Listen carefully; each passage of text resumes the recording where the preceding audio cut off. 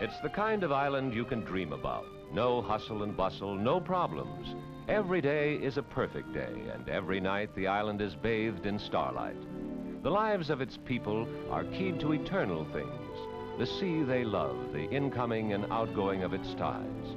It's Margarita Island, just off the northern coast of Venezuela. Up until a few years ago, you couldn't have reached Margarita except by a little boat. Since then, quite a few changes have been made. However, they haven't altered Margarita's way of life, and they're not likely to, for nobody can change the sea. But change has made the island more accessible.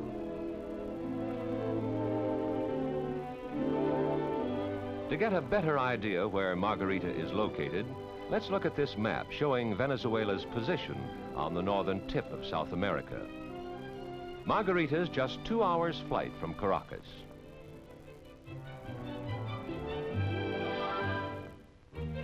You'll find plenty of taxis in Margarita's larger towns. This is Porlamar. Its name means by the sea, and streets here are much wider than in most Spanish colonial towns. Venezuela is turning Margarita into an exotic vacation spot. The big game fishing offshore is probably unequaled in the Caribbean. And as you can see, the island's handicrafters are now catering to the tourist trade.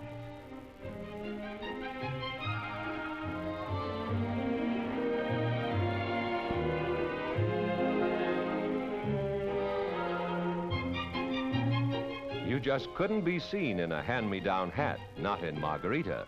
These hats are made of sisal, grown on the island.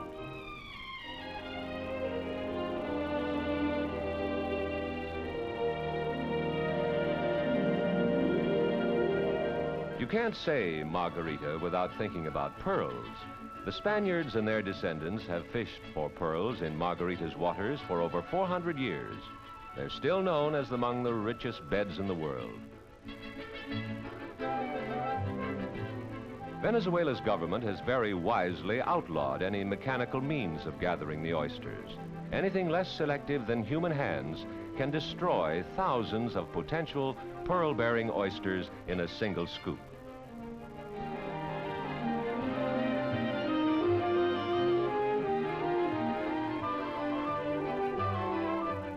They look casual, these pearl seekers, but there's an excitement in opening carefully chosen oysters that's shared by everybody in town.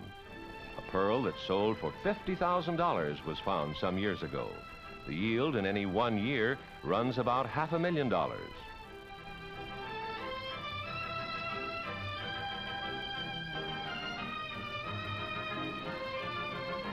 Yes, you can dive for pearls. It's one of the big attractions of Margarita. And if you've got a skin diving rig and a good pair of lungs, you could end up with a necklace.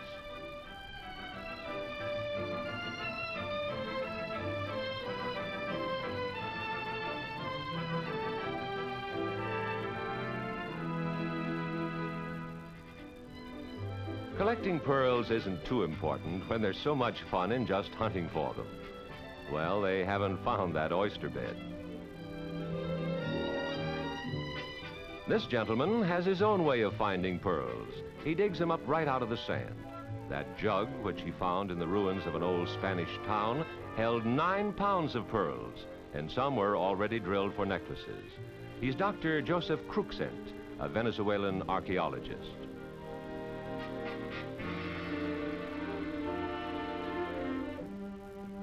Thousands of glistening beauties fresh from the sea. You could buy the lot of them on Margarita for about $150,000. Not too much if you don't like to dive for them.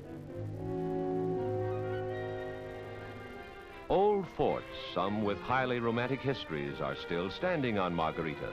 They were built as a defense against pirates.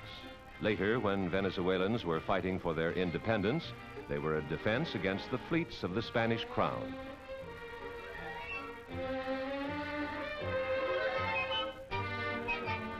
Margarita was several times ransacked by pirates. One of them, Pierre d'Autun, finally retired there and built a home which is still standing. He was the richest buccaneer in the Caribbean and is said to have buried an enormous treasure. An old French cannonball makes a nice souvenir. You never lose sight of the fact on Margarita that you are on an island. It's only 41 miles long and 20 wide. One of the many old towns that dot its 200 miles of beaches is Juan Griego.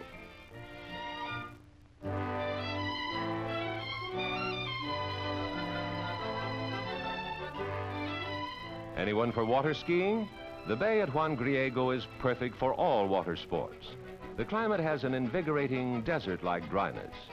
Margarita's sheltered water is crystal clear with very little surf.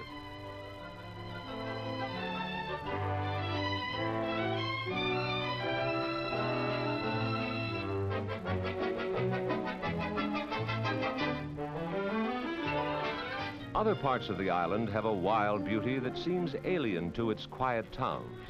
The sea, captured by rock, angrily shows its teeth.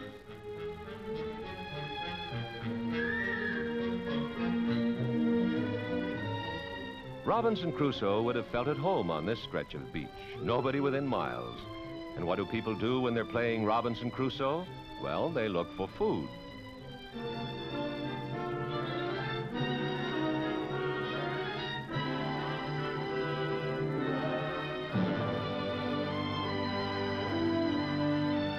She says she wants that one, the big one. The problem now is how to open it. There's no zipper. Better try a machete. There's no end of things to see and do on Margarita. Hidden bays reveal strange sights, rock formations curiously sculptured by the sea.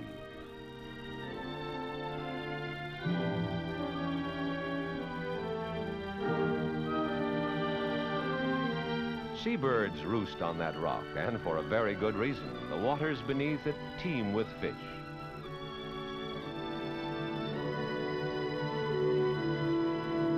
There's a fishing boat coming in now. They've stopped the motor. Mustn't disturb the schools of fish.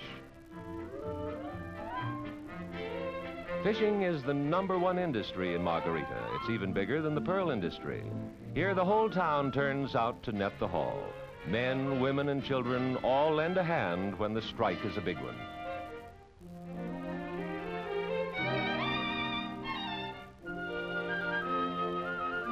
The waters off Margarita fairly boil with fish. Red snapper, Spanish mackerel, bluefish, pompano, lobster.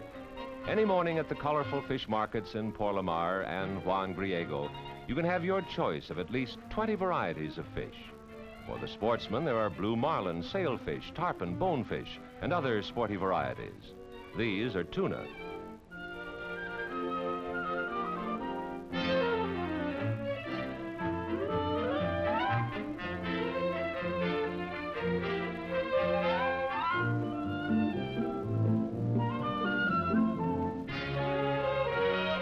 It's a great day when a catch like this is made. They'll bring a good price in Caracas and other Venezuelan cities. And in scores of fishermen's homes, the latch string will be out and there'll be feasting and music and dancing.